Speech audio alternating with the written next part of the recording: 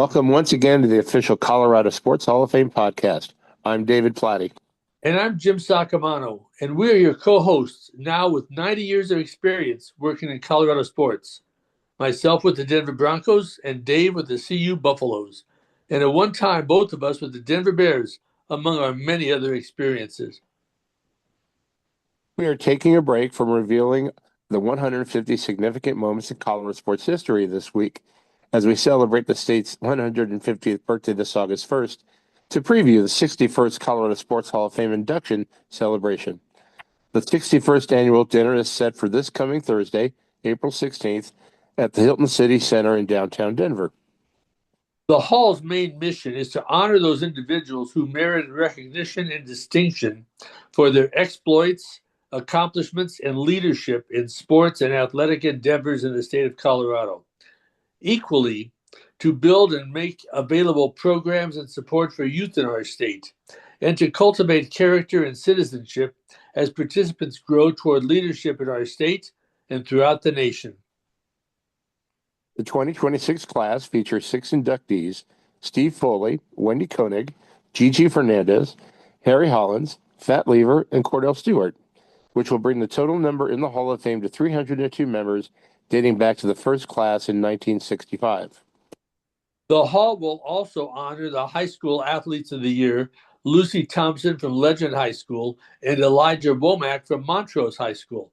The College Athletes of the Year, CSU Pueblo's Catherine Higgins and Regis's Adam Panigua. The Professional Athlete of the Year, the Avalanche's Cale Makar and Rye Armstrong, who will be presented with the Athletes with Disabilities Award. Peyton Manning will also introduce the 1888 scholarship recipient. Now, at this time, we would like to welcome in one of next week's 6 inductees, Harry Hollines, a Denver native who starred in basketball at both Manual High School and the University of Denver in the 1960s. Harry set 8 DPL records at Manual High and went on to star at DU, where his 1,879 points and 25.1 points per game scoring average remain to this day school records. And remember, in the 1960s, there was no shot clock, so teams could hold the ball for 2 minutes at times. There was no three-point line, and freshmen weren't eligible to play as Harry put those numbers up in 3 seasons. Welcome to our podcast, Harry. Oh, thank you. By the way, we are also joined by our executive producer, Tim Simmons, who saw you play numerous times. Welcome, Tim. Welcome, Dave, and welcome, Harry and Jim and Todd. Harry, what are your fondest memories of playing at Manual, and why did you pick DU for your college career? Oh, my fondest memories about playing at Manual was that we always had very, very good teams. But at the same time, well, we also required to, of course, have good citizenship too. So uh, they always impressed upon us that there were people in our area that were not doing the things they should do, but we had to stay out of trouble. So sports kept us out of trouble. That's great, Harry. So that's how you came to remain in state and in the city for that matter and select DU for your college choice as part of it. Well, University of Denver, I always admired. I still had times where I would go out there, especially in the summer, and play with the athletes, especially the basketball players, in a little gym that stayed over. And so sure, I know it helped my game because I was one of the high school players that they'd actually let play with them. So I kind of just got fun to DU just by going out there so many times and playing with the athletes there, the basketball players over there. Harry, did Well, DU have a freshman team? I don't recall at that time. Yes, they did. so let's revisit when you finally got to make your collegiate debut on the varsity after sitting out that year. And I imagine you probably scored a lot of points as a freshman as well, but never tracking down freshman stats anywhere possible to do. So it's safe to say that you had one of the better debuts by an athlete in state history, and you did not disappoint.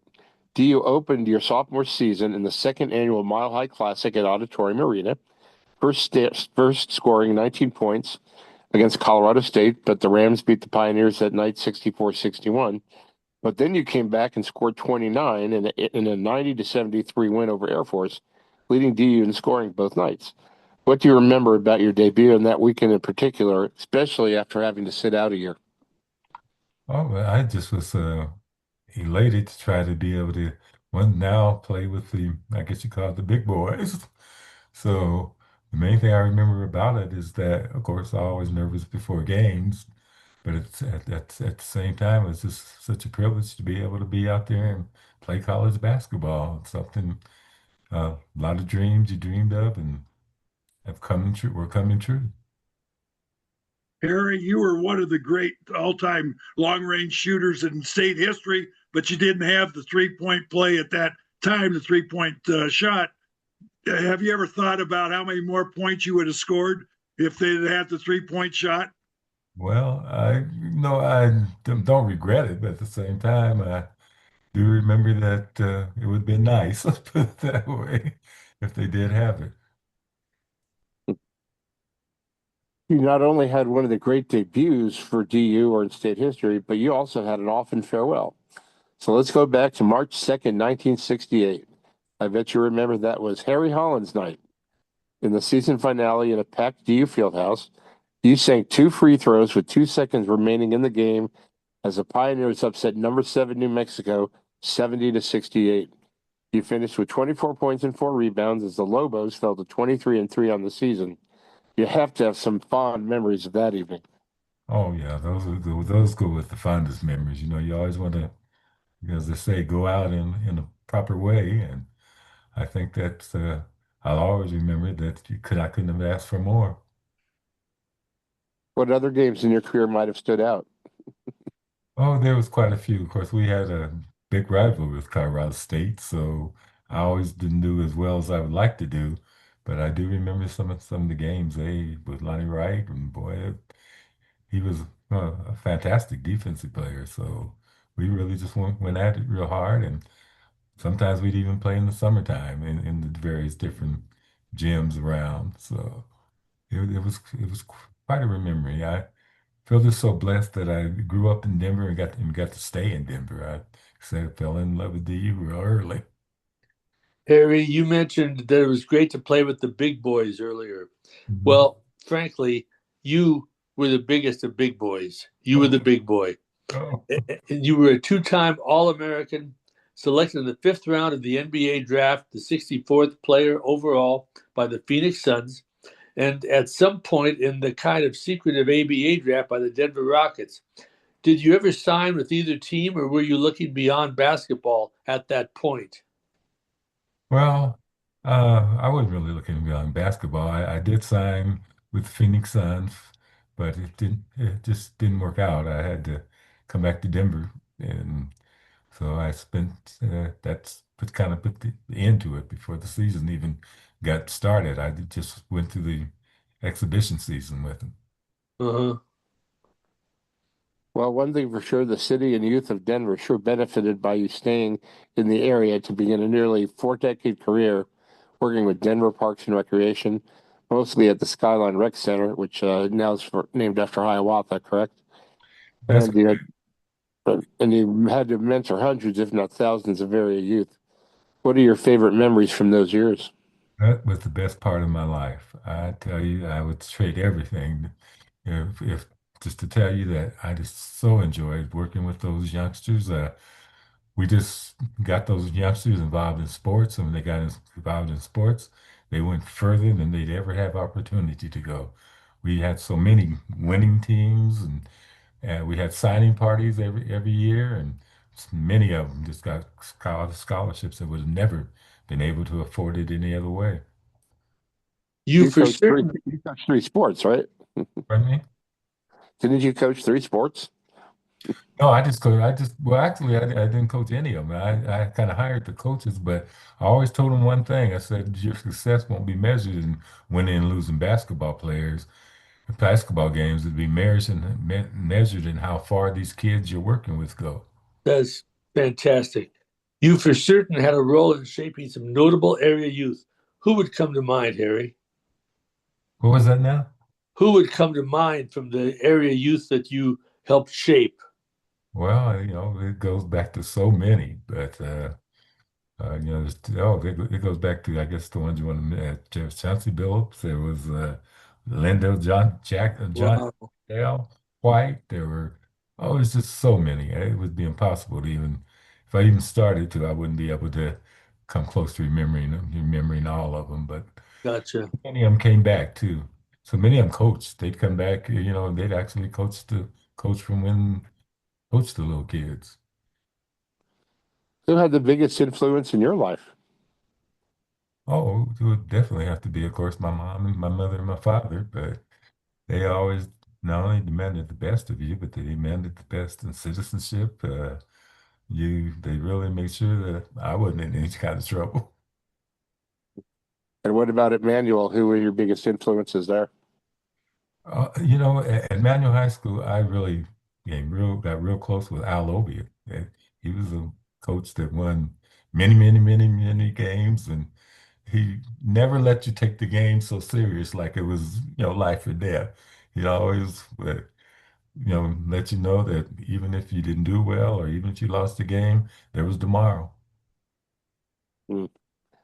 And what does it mean to you to finally be inducted in the Colorado Sports Hall of Fame and to the Colorado High School Hall of Fame after all these years?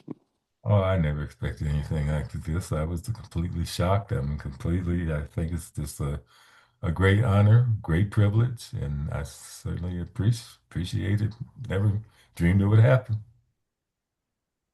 Well, Harry, you're sounding great. And one last question. You talked about Lonnie Wright, who was Mhm. a great basketball player, but also played football with the Broncos. Are there any other players, high school or college, that you remember that were extremely tough to play against? Oh, it's Chuck Williams. Chuck Williams, boy, another great defensive player, in my opinion. I certainly had a lot of problems with Chuck, but again, we had offs and ons. I think up at CU, if I remember, he I showed a whole lot of points. I don't want to remember. I don't. I know I'm not going to say it on the podcast cast. So we went back and forth, but he was right up there with the top two or three players that ever guarded me. Well, I remember I played at Pueblo Central in 1964, and we lost to Denver East in the finals, and Chuck Williams was on that team, and they probably beat you to get to the state tournament, didn't they? I think so. J.R. Craig and Chris Oh, Babb. no, Jerry and I, we were real good friends. We did a lot of things when he was at East and I was at Manual, parties and stuff like that we went to. So yeah, Jerry and I did a lot of things together. Well, Harry, you're looking great. What are you doing these days? Are you still hooping? Well, I want to say running, but I can't call it running. Let's call it jogging. I still get about 3 miles a day in. Well, that's good. Well, we're looking forward to see you next week, and congratulations on being inducted. And you had a great career both in high school and college. So thanks for being with us today. Thanks for having me on. Great. Thanks, Harry. We hope you are enjoying our podcast. Don't be shy in spreading the word.